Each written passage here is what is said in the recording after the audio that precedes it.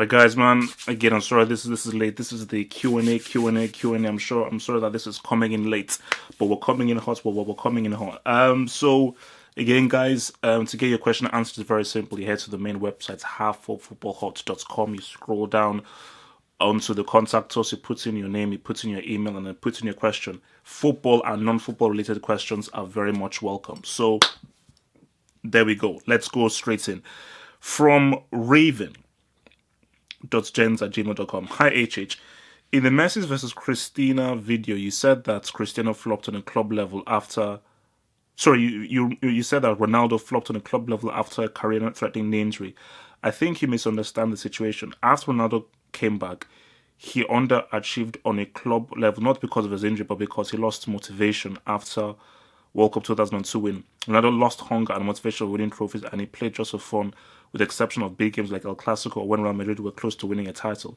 Just look on two examples. One, when Real Madrid had a chance to win La Liga in 2003, Ronaldo stepped up in decisive games. When Real Madrid played Champions League quarters or semis versus United and Juventus in 03 and Monaco in 04, Ronaldo stepped up again and was a key attacking player. You can criticize Ronaldo for not being focused to play each game with passion and desire, but you cannot criticize his overall performance in decisive or big games. No, I mean, that's true, but it still doesn't negate my point, which is that the knee injury greatly hampered the effect that he could have. As in, if he didn't have that knee injury, he would be able to be decisive in decisive games and also decisive in all of the regular games. So he would have been able to be amazing through all 38 games of the regular season, which probably led to Real Madrid winning a league title or even a Champions League. So you can't still negate the fact that that knee injury held him back. But I do understand your point, though. Thanks for the question, Mr. Blackwater. Eric. Who are the best strikers in Europe right now? Name at least 5. Best strikers in Europe right now? Lewandowski, Aguero, Jesus,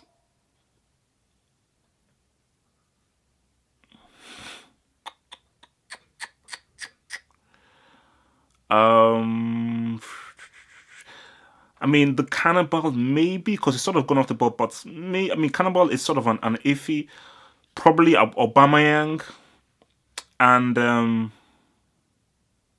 think that's probably it, because I also see Harry Kane, but I think at least 5. So yeah, okay, if I just name 5, then yeah. So Lewandowski, Aguero, Jesus, Aubameyang, the Cannibal. Those are the 5 that I would name. Okay, let's see. Sorry, guys, don't worry. This is just me. Michael Annan. Hi, HH. I've been watching you for about 2 years. I'm from Australia. You are the best, hands down. Would you say that Ghana is Africa's greatest underachiever when it comes to African football? The generation of Abedi Pele, Anthony Yeboah, Sami Kufuor, Charles O'Connor, Neil Lamptey, Anthony Baffa, and so forth couldn't win any African Cup and neither qualified for any World Cup during the 90s. Ghana reached 9 African Cup finals and only won 4. In the last 6 tournaments, Ghana always, at the minimum, reached the semis. What must Ghana do to break the curse? No, that's true. Look, Ghana had, Abedi Pele and Anthony Yeboah are some of the best African players ever. Look, just go online and look at Yeboah's incredible goal for Leeds against Liverpool. Perhaps, arguably, one of the greatest goals ever in the Premier League. But I think the thing with Ghana is that they always lack that cutting edge, because you can have all the talents you have, you can possess all the talents, but if you don't have that critical cutting edge, then you're not going to win. That critical cutting edge isn't just based upon how good you are as a footballer. It's your mentality. It's how you apply yourself. It is how you engage in the football that you're doing. Because if you don't really fully engage yourself, you're not going to be able to ride. So I think it is very important to note that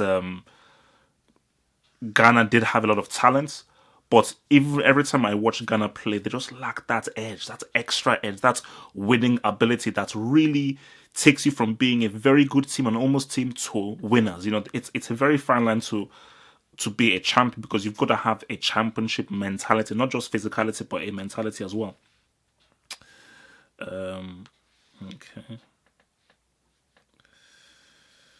Sure. So, Michael, Anna, thank you for the question, man.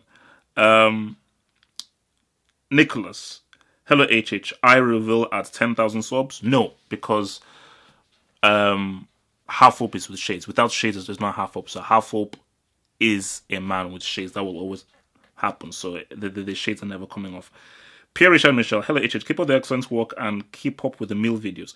The question this week is, if Neymar wins the Champions League and World Cup, does he become the best player on the planet, and could he become higher in history than Messi if he gets those two trophies? Potentially, yes. I mean, I don't think it will happen, but I mean, let's just be real. It won't happen. He won't get both of those trophies. But if he does, because he's getting knocked out by Real Madrid in February, but if some way, somehow he does win both the World Cup and the Champions League, we have to put him in the conversation. We have to have a discussion and a conversation as to him being one of the greatest. We'll just have to. I mean, there's no way to deny it, because that achievement is something that Messi has done. Messi, despite all the Champions League, still not won a World Cup. So for a guy to win a World Cup and a Champions League within the same year, that will have to say, look, this guy's one of the best on the planet, and we're going to have to put him in the conversation as perhaps being better than anyone else. So, but it won't happen though. No. Andre. Hi HH, love your channel and your honesty on potentially controversial football topics. Just wanted to ask where Kroos would be in your rankings, as I believe he and Modric have been the heartbeats of Madrid's midfield the past few seasons. Thanks, and happy holidays from America. Keep up the good work. Kroos would be in your rankings.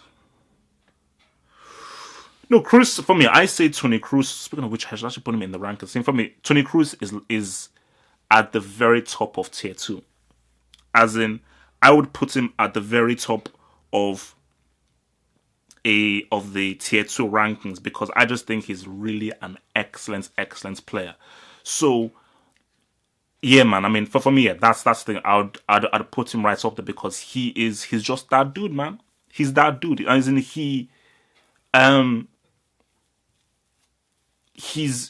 his mastery of the midfield, his passing, his vision, his calmness and maturity on the ball.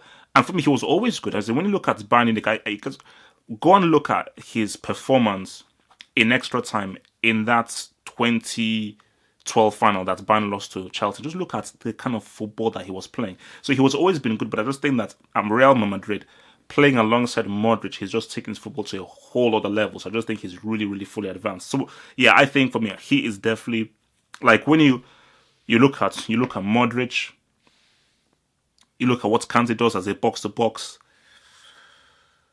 I mean, Toni Kroos is. I'm just thinking about it. Toni Kroos is arguably teetering onto like a tier 1, teetering. So yeah, like, for me, he's an exceptional player. I think that might be it.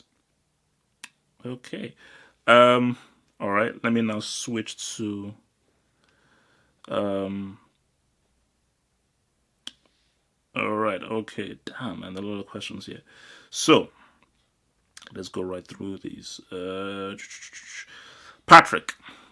Hey man, just one question. What European club do you support? As people already know, the club that I've always supported, within Europe, is Chelsea. But because of Abramovich and John Terry, I had to cut ties with Chelsea.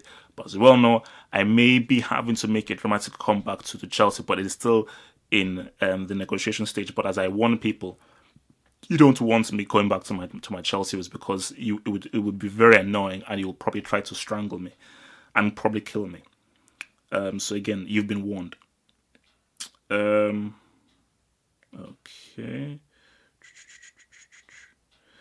From Sad. Hey HH, this is Sad. I have 2 questions. 1, is Pep's Barcelona tiki-taka team the best club team ever? No. Which teams would you rank higher or would be able to beat them? Inter Milan, as they did in 2010. Or probably the AC Milan team or the Ajax team from the 90s. So in today's game, we really see a formation that includes a second striker, stroke number 10 in top teams formations like the 90s and early 2000s. What other position or change would you imagine happening in 10 years from now? Very good question for me. I strongly believe that we are probably going to get. We'll probably see the striker be totally removed. I think we're going to see the evolution of the false nine. I do think what you're going to be seeing now are strikers who are pretty much midfielders. The striker in and of itself, the pure finisher, will not exist anymore. So literally what you'll have is, because we already have the beginning of the false nine, but what you'll see the evolution of the false nine where you're having a striker who is a total complete football player. So literally anybody that plays that position is a complete football player. So you'll be seeing a striker on the wing playing as a number 10, even down in midfield. So that will now be a standard thing. Just how we've seen wingers become attacking wingers, we'll now see strikers become false nines, and therefore you will possibly see like where you have 2-3 midfielders ghosting a striker. So yeah, the evolution of the false nine and it's being a necessity, just like the wing back, is I think going to be the next evolution in football for formations. I personally wouldn't like it, but I think that's how it's going to be. Drew, hey HH, love your content. I have one question. If you had to make a single team from all African nations, current players, what would this be and how will that team perform at the current World Cup? Will an all-African team be able to compete with Germany, France, Brazil, and Spain? No, there wouldn't be, because again, the African talent as of now doesn't compare to the African talent of the 90s with guys like Okocha, Yeboah, Umboma, and so forth, Sami Kofo. But again, obviously, I mean, you've got Mane, you've got Salah, you've got Obi Mikel, you have Victor Moses, you have Benatia, you have guys, but I just don't think as a team as a whole, I don't think there's a team as a whole of all the best African players that would be able to compete with Germany, France, Brazil, and Spain, because unfortunately, there's some great African players out there, as in Sadio Mane, Moses, and Salah are exceptional players. But I think as a whole, I don't think they are really. Again, you look at like a Sami Kofo or an Uche Okechukwu, they're not that amazing defenders out there, or even the keepers, they're not that amazing out there. So I just think if you're building a team as a whole, the attack may be great, but the midfield and then the defense and the keeper may not be too hot. So they'll probably concede a lot. Thanks for the question. Okay, I believe we are done here. Okay. So this was a very tricky way that this email things are being done. Okay. From AJ. What do you think about Nigeria being sanctioned for their match against Algeria after playing Sheikhu Abdulli, who was supposed to be suspended for yellow card accumulation? His first yellow card from the preliminary stage of World Cup qualifying carried over, so there was some confusion. Who do you think is at fault here? Yeah, it's unfortunate, but again, with these things that have happened before, there are people employed and paid to make sure that the team they're fielding out does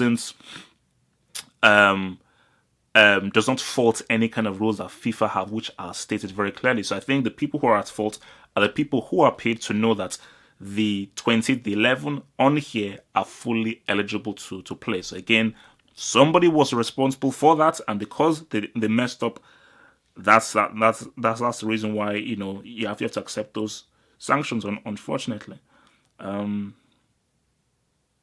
Leon. Hey HH, with Dembele returning in January and Umtiti returning the beginning of February, how do you think Barcelona will do against Chelsea? They'll be. I mean, I still feel Chelsea will give Barcelona some issues. They'll give them some problems, but overall, I do feel that Barcelona will have too much quality, too much experience for Chelsea. I think over 2 legs, it'll be very close. It'll probably be like 2-1 over the 2 legs. But I think overall, I do believe that Barcelona will get the win and defeat Chelsea in a close game, because again, Messi is the difference, and I think with Dembele and especially Umtiti coming back, that'll be key. Ryan, reports tell that Griezmann will be heading to Barcelona this summer. Being a Barcelona fan, I'm not sure that this is the right move for Barca at the moment. If we are going to spend that much money, the carnival would have to be dropped, or the system would have to be reviewed. What are your views on this situation? I do feel that Griezmann, he can walk, because I feel that it's going to be a competition between him and Dembele. I don't think Cannibal will be taken up, because Cannibal is a striker. Griezmann is not a striker. Griezmann is an attacking winger. So the role in which Griezmann plays is a role that's not been occupied by the Denis Suarez or Dembele. So I think that will be the issue. And again, I just think Griezmann, I do feel, would definitely bring so much in the quality that Barcelona have been badly missing since Dembele's injury. So I think it would work. I think it would work. Max Okundov, what's up, HH? Out of the two, who would you want as a captain for a season and in a final? Cristiano Ronaldo or Sergio Ramos? I'd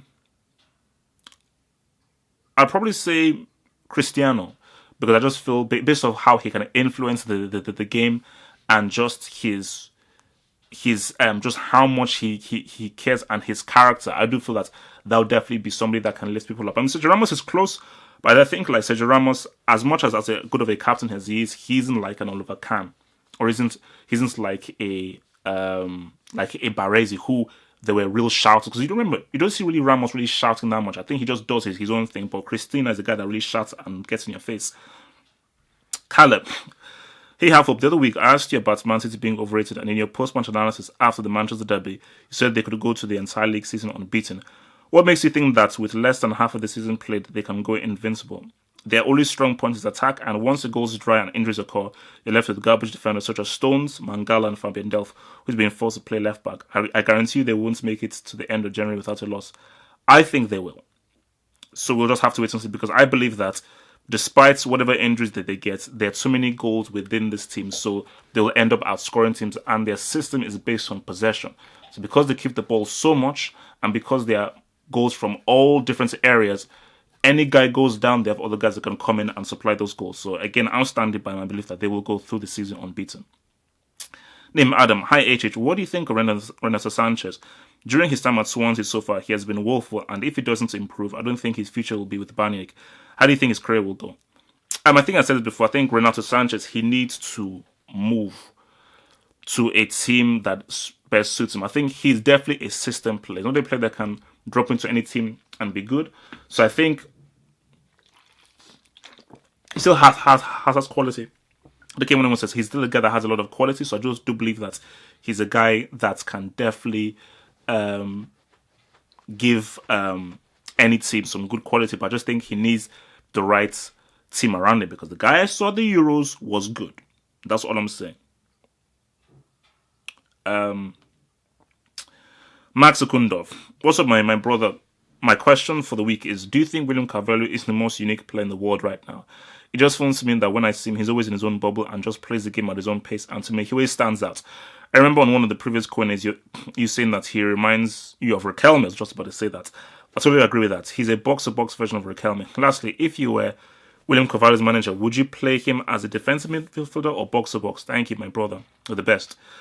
For me, William Carvalho, he reminds me of Riquelme, and since Pirlo has retired, I would say Carvalho is perhaps the most unique football player out there, because he literally plays in his own world. Same thing with Riquelme. Riquelme, everybody was doing their own thing. Riquelme just played within his own psychology and within his own world.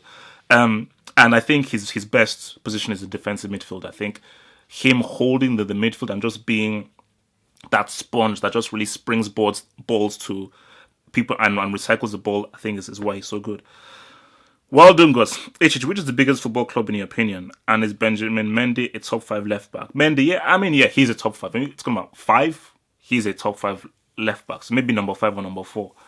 Because after Marcelo and Alaba, who else is there? The biggest football club in your opinion, I think it has to be either Real or Manchester United, but arguably United, because if we're talking about a club that has the biggest global reach and the most supporters and the biggest brand, it has to be Manchester United, because you go to Africa, you go to Asia, you go to the Middle East, you go to Eastern Europe, it's a brand that is recognized out there. So I think United is arguably the biggest club in the world. Talib Kweli, not the rapper. Okay. Hi HH, keep up the good work, and just to know your hard work and content will amount to more success, brother. Thank you. Hopefully it does. 9 goals in 15 Premier League games, 10 goals in all competitions, and the highest conversion rate in the top 5 leagues.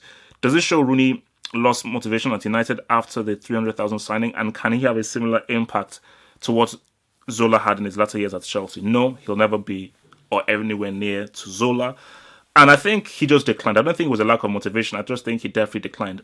The cash obviously didn't help, but I just thought that he just declined. He just got worse. It happens. It's life.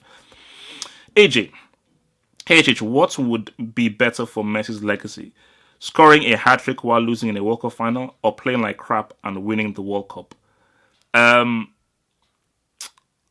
think for his legacy, if it's between those two, it's scoring a hat trick and losing the World Cup final, because I think despite him not getting a medal, he will still be remembered for doing something great. So whether they lose 4-3 or 5-3, like, wow, you actually played the best. You did your bit. You were exceptional. But in the end, you lost, which was not due to what you did. But if you were to play like crap, but you still won the World Cup, or someone like a Dybala balled and won the World Cup for you, then people be like, yeah, he now has the World Cup, but did he really win it in the same way that Maradona did? There we go. Browning, big up fam. You've been doing great work. Hopefully I'll be a Patreon soon enough. Thank you. Love you to bits. 4 questions. Question 1. What animal is more dangerous to you? An African wild dog or a hyena? A hyena. What teams should Nigeria prepare themselves with? We now know, as announced by the Poland FA, they'll face Poland. I'm feeling also a Denmark, Finland, Serbia, Belgium, or even a Chile in there. I think definitely, if you look at the teams that Nigeria have, I think they should definitely face like a Serbia or even like a Slovenia because of Iceland. They should definitely, yes, we see, like, I think they should face like a Slovenia, a Slovakia, those kinds of teams to prepare for Croatia. So Czech Republic as well. So I think Czech Republic for like a Croatia, Slovenia, Slovakia for like a Iceland. And I think for Argentina, I think it's a case of looking at like an Ecuador. So a very attacking team. So a team that attacks like South Americans. Question 3, your top 10 lyricists in no order. My many mentions are Rakim, Nas, Eminem, Cool J Rap, Pheromone, Chino Excel, Cannabis, Immortal Technique, Spectre Deck, Big L, Mick Pond, 50 Cents, and Tretch from Naughty by Nature. Finally, do you feel the Netherlands, Italy, Chile, Ivory Coast, and Ghana need a total revamp overhaul for not qualifying this time around? The worst thing is for these teams to start gradually becoming irrelevant within the next 4 years or so. Thanks, HH. Enjoy your weekend. So, I mean, top 10, again, in no particular order. I mean, I'll name most of those. I mean, from what you said, so Rakim, yes, Nas, yes, Pheromone, yes, Chino Excel, yes, Cannabis, Muscle Technique, Inspector Deck, Big L, yes, Big Pond, not 50 Cent, and I'll probably put in a Mos Def, a Common, and a Jizza there, and I'll even put in a Jean Grey there. Okay, let's appreciate the ladies. I'll put in a Jean Grey. Listen to Jean Grey, very underrated rapper. So I think, yeah, for me, these teams, Holland, Italy, not Chile. I think Holland, Italy, and Ghana need a total overhaul. I think Ivory Coast, they just need the right manager, because with Zaha coming in there, they're definitely coming into their own. Chile, again, they were unlucky. Not a full overhaul, but just a new thing. But Italy and Netherlands, from the bottom up, they need to be totally revitalized. I think there's, at the core, the very foundation, it's rotten. So a lot of the older guys from Holland and Italy need to be removed. And Buffon, mate, you're done. You can't be allowed back in. So like it's a team again, please. All right, so Max Okundov.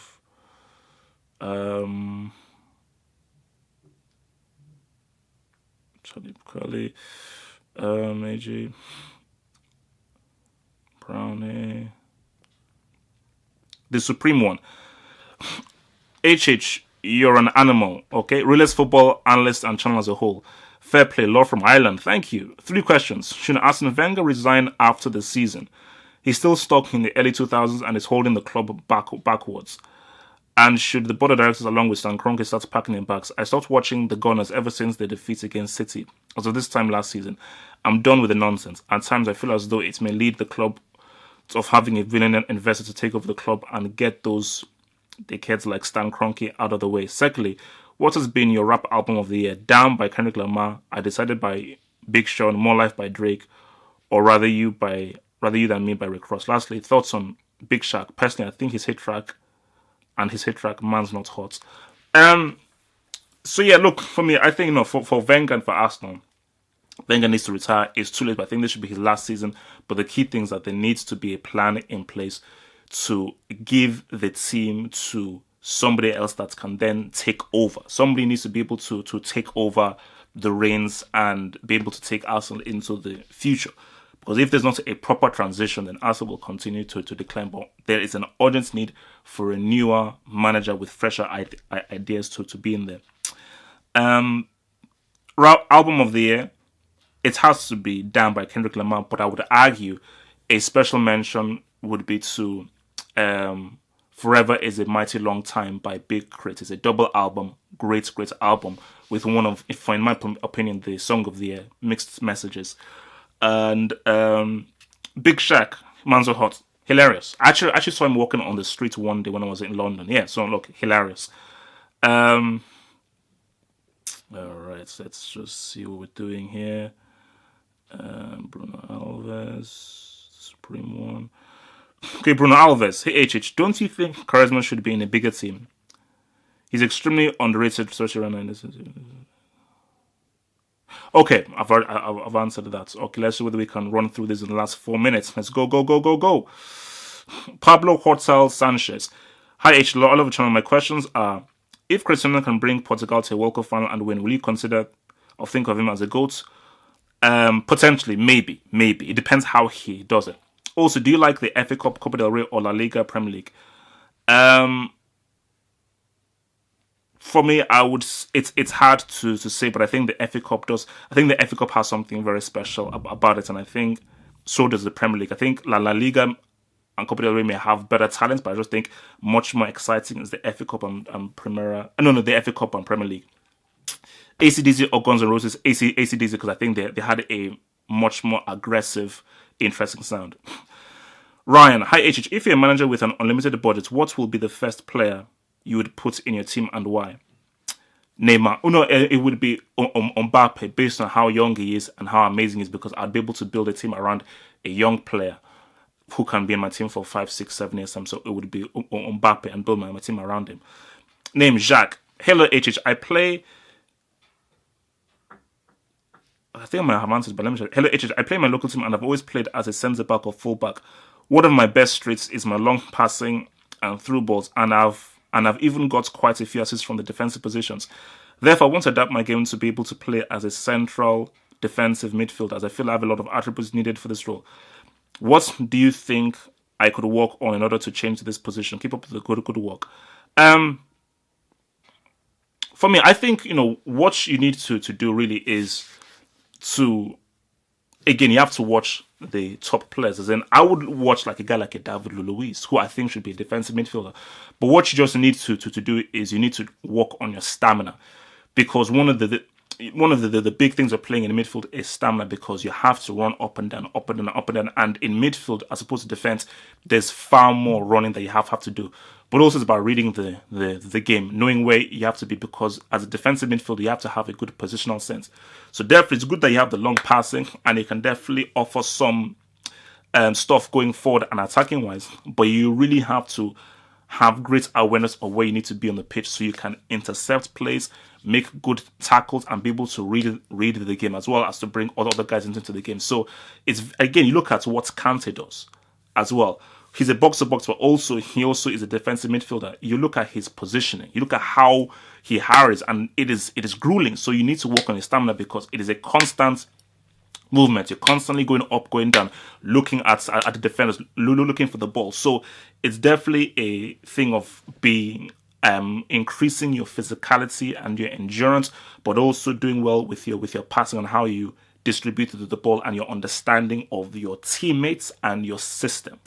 Guys, that's it. Thank you very much for your questions. I'll be doing this hopefully again this coming Friday. Remember, head to the website halfoffootballhut.com, scroll down to contact us, put in your email for you to ask me any question. And I love it. Football questions I love, but I even love even more the non-football questions as well. I love that as well. Stay true, stay black. Peace out.